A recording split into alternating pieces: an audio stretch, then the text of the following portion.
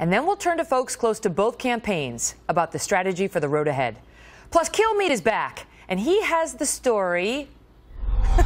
World headquarters of Fox News. It's the Kelly File with Megyn Kelly.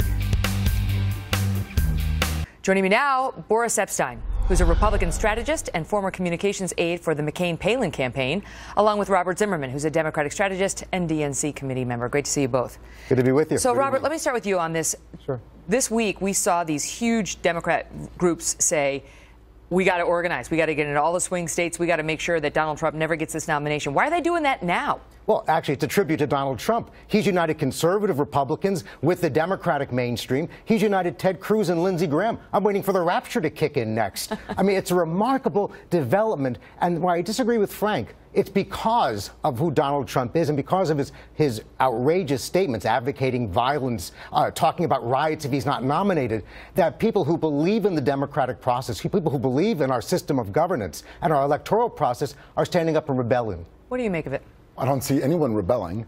What I see is the Republican Party and its voters are overwhelmingly in favor of Donald Trump. You're looking at the polls going forward. Arizona plus 12 for Trump. California plus 16 for Trump. We as Republicans need to listen to the voters. As far as the Democrats go, they've got their own problems with Hillary Clinton and her untrustworthiness. The polling in terms of her is extremely troubling for her, and that's why Bernie Sanders has done as well as he's done so far. It's not because, hold on, let me finish. It's not because Bernie Sanders is strong. He's been in politics way too long. He's part of the establishment. It's because Hillary Clinton is a flawed candidate. Well, he's got a lot of enthusiasm, but I want to ask you about that because we've heard a lot about the enthusiasm gap, that Donald Trump is galvanizing some pockets of the Republican Party, or maybe moderate Democrats who now are identifying with being a Trump Republican. And we haven't seen that enthusiasm on the Dem side this year. You know that.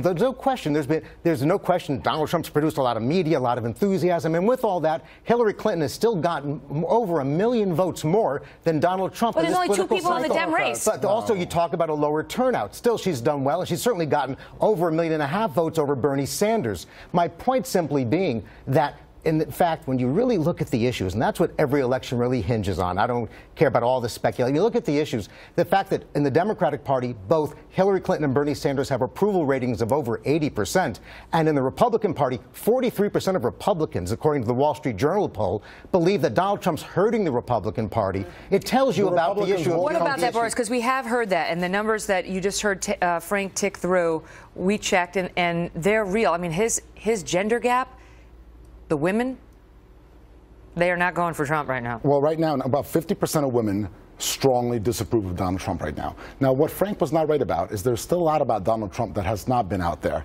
This has been a primary season. It's been a nasty primary season. But now, as we coalesce, hopefully, behind Donald Trump, he has 8 months to show the general electorate who he truly is, which is a measured leader, a successful businessman. And well, it's about time he showed it. We've all been waiting. Somebody who truly can lead this country. As Republicans, we have no business having these super-duper crazy secret meetings in D.C. to stop Donald Trump. We need to be focusing on all the enthusiasm that's behind him. We have 3 million more people. But people like Eric Erickson and the Never Trump crowd, they're allowed to not like Trump. They're allowed to say, we're going to do what we can to stop him. I mean, they're not talking about changing the rules. They're talking about how can we stop him according to the rules. They should absolutely do that if they want, but it's detrimental to the party, and it's helping Hillary Clinton in the general. Actually, what's helping Hillary Clinton is the fact that we now see record Democratic registration, higher than it was at the height of 2008. You feel like Trump makes up the enthusiasm gap? Absolutely. Look at the response. You got to be a little worried about Trump. Even David Plouffe came on the program and said, I don't envy Hillary having to run against him if he's the nominee. Hillary Clinton and no Democrat takes anything for granted in this election cycle.